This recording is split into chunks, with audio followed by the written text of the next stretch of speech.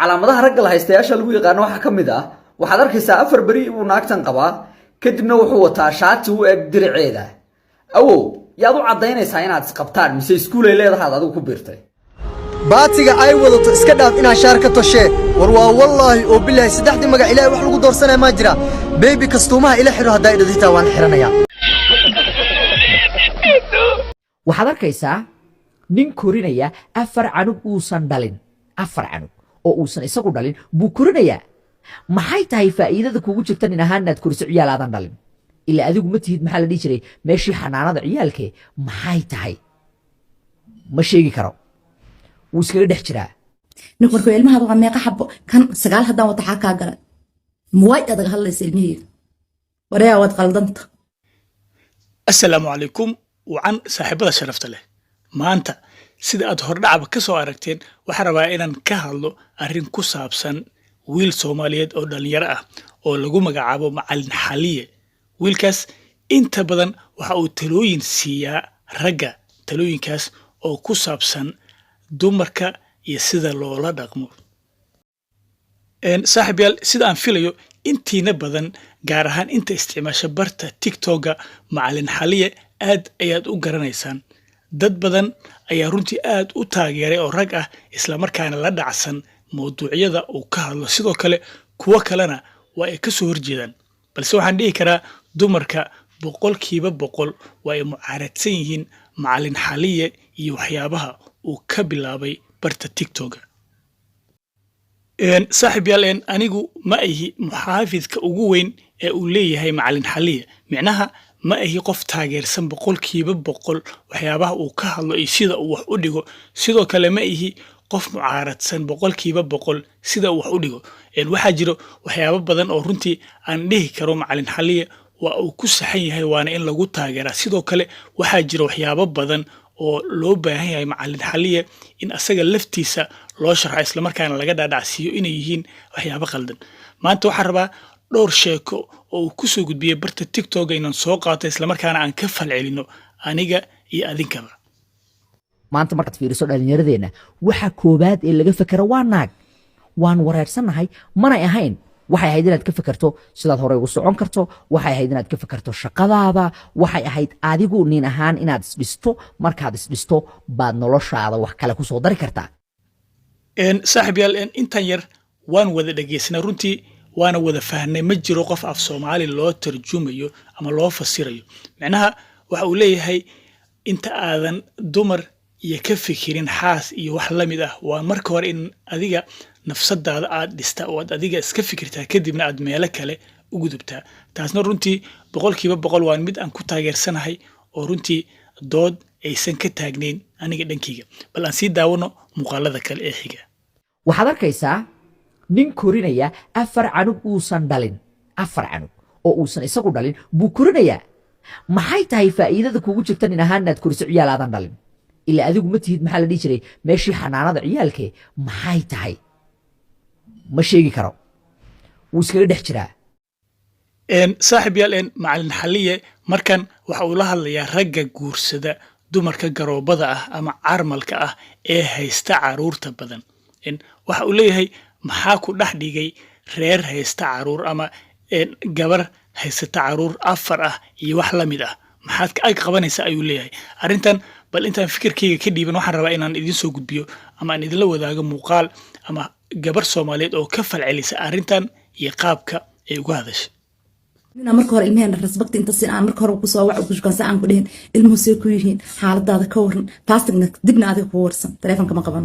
ninku markuu ilmahaada waa meeqa xabo kan 9 haddaan wata xaa kaa galay muwaay adaga hadlaysa ilmiheyga wareeyaa waad qaldanta garoobna dad badan ku qaldami doona oo moodi doona naag jilicsan garoob naag jilicsan maaha naagaha garoobka ilmaha haysta ama ilmaha yeesanaysa ma waa naag jilicsan maaha hadda isleeda ilmaha wadataa duruuf aga faa'iideysa hadda isleeda xaaraan duruuf hadda yeelay kii ka soo tagtay ka yeelaysa saaxiibayaal ma aha gabadhan oo kali ah dumarka ka falceliyay muuqaalada uu soo duubo Macallin Xaliye runtii dumar aad u fara badan ayaa maalin walba iyo saacad walba ka falceliya isla markaana soo duuba muuqaalo falcelin ah hadda runtii ma awoodo halkan inaan idinku soo gudbiyo muuqaaladaas bal aniga ahaan hadii fikirkeyga aan ka dhibto arrintan ah dumarka ama ragga guursada dumarka caruurta leh maxaa la yirahdaa ee garoobada ah runtii aniga ahaan uma arko wax ceeb ah inay tahay in la guursado maxaa la yirahdaa gabar la soo furay isla markaana garoob ama carmal ah caruurta ay wadato inta ay doonaan hal ekaadaan runtii aniga ahaan waxaan aaminsanahay inay ku xiran tahay ninka ragga ah iyo awoodiisa iyo sida uu wax u maareyn karo haddii uu awoodo inuu maareeyo isla markaana noloshooda uu kafaalo qaado ceeb uma arko inuu guursado gabar xitaa 10 caruur ah haysato waa haddii isaga uu awoodo balse haddii uusan awoodin runtii qofna ilaahay kuma kalifin oo qoorta uma surin wax uusan awoodin inuu xilkooda qaado saaxiib yaal bal aan ku sii socono muuqaalkana aan sii wadano macallin xaliye waa kan mar kale waan idin salaamaawo qaacidooyinka soo socda naagu waxay u isticmaalaan si ay ninka ragga gacanta ugu dhigaan oo ay u maamulaan dhinac kasta noloshiisa koow inay bedelaan sida aad u hadlaysid oo ay ku dhahdo fikirkan masaan maaha ani kuguma raacsani waxaan iska dhaaf sidan iska bedel fikirkaagi baa la bedelay labo go'aanadaada in lagu leeyahay oo wax go'aana oo adiga dhinahaan aad u madax banaan tahay uusan jirin iyo saddex oo ah dhaqaalahaaga in la og yahay meesha uu ka soo galo sida uu u baxo sida aad u isticmaashid iyo wax kasta inta marka la og yahay dhinahaan gacanta lagu hayaa iyo tan ugu dambaysa oo ah in dadka kuugu dhow asxaabtaada la baxniyoolayaasha aad isla socotaan laga jaro lagu dhaho waa daalan yihiin anigu kama helo saaxiibka waxyaabahaas oo dhan okay fahan shaxda iyo sida wax u shaqeeyaan si aan gacanta lagu dhignayo saaxiib yaal runtii sidaad arkaysaanba macallin xaliye qodobo ayuu soo qaatay dumarka ay ragga madaxa kaga qabsan karaan isla markaana ay ku maamuli karaan runtii qodobadan uu soo qaatay ma aha kuwa kitaab ku qoran ama buug xitaa uu ka soo akhriyay laakiin waa kuwa fikrad ahaan isaga uu maskaxdiisa ka keensaday runtii fikirkana qofka bini'aadamka ah runtii ma noqon karo mid 100% mar walba sax noqdo macnaha wax baa ka qaldanaan kara sidoo kale waxna waa ay ka saxnaan karaan runtii Soomaalida iyo caadooyinkeedu hore runtii waxay ahaayeen in dumarka ninka ragga ah ay u noqdaan la haystayaal isla markaana talada mar walba 100% uu lahaado ninka ragga ah dumarkana caruurta ay dhashay iyo iyadu ay isku mid ka noqdaan talada maxaa la yiraahdaa guriga runtii arintaas ma aha mid saxan diin ahaan iyo sidoo kale dhaqanka suubanba macnaha dhaqankii hore ee jaahiliga ayaa sida ahaa in dumarka raggu ay la haystayaal u noqdaan runtii aniga ahaan arintan kuma raacsani 100% oo waxaan aaminsanahay in ninka ragga ah muhiim ay tahay in xaaskiisa uu la tashto waliba waxyaabaha ugu badan ee noloshiisa uu kala tashto calaamadaha ragga la haystayaasha lagu yaqaan waxa kamid ah waxaad arkaysaa 4 bari uu naagtan qabaa kadibna wuxuu wataa shaati u eg diriceeda awow yaad u cadaynaysaa inaad isqabtaan mise iskuul ay leedahay adigu ku biirtay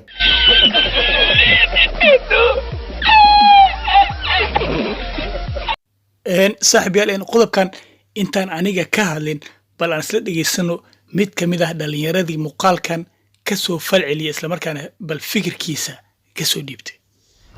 baatiga ay wadato iska dhaaf inaa shaar ka toshee war waa wallaahi oo bilaahi saddexdii magac ilaahay wax lagu doorsanaya ma jira ila xiro hadaa idhadita waan xiranaya aniga oo boqorada guriga ii joogto xaaskeyga inuu telefoonkeyga password ku xirnaadona waa qalad sababtoo waxa aniga leeyahay ayada iska leh boqorada ayada oo ku dhax nool familkeeda walaalaheeda qaraawadeeda oo waxa ayada damacdo hoo in la dhaho mooyee ay doondooneen ayaa aniga ii soo go'day meel ay ila degtay way i daryeeshaa way i ilaalisaa shaarka aan xiran lahaa bari anigoo ka warhayn ayaa waxay igu oranaysaa baby kan ayaa ku nuuraysaa kan xiro qofkaas inaan ka murugi inaan ka farxiyo mooyee warse kan sadaan ka murugiyo cadaab adduunka cadaab ay ugu imaanaysaa be jaahilkan aan hadlayaa doqonkan dumar saaxiibow dumar way kula dhasheen way ku dhaleen wayna ku dhaqi doonaan marka war ani boqorada aniga aan qabo ayada i qabtaa baraada inaan dhaho aniga aan qaba waaba qalad runtii ninkan si cara leh isla markaana qosol leh ayuu uga hadlay arintaas ama isla markaana uga falceliyay macnaha wuxuu leeyahay xaaska aan qabo iyada ayaa ay qabta macnaha waxaan filayaa inuu kala jeedo waan isqabnaa ee anigu kaliya ma qabo runtii aniga ahaan arintan ah in maxaa la yiraahdaa xaaskaaga baatigeeda aad ka tolato shaati runtii inuu yahay mid maala yacni isla markaana nonsense ah oo runtii wax soo kordhinayo aysan jirin dhaqan Soomaaliyeedna uusan ahayn isla markaana meelo shisheeye uu nooga yimid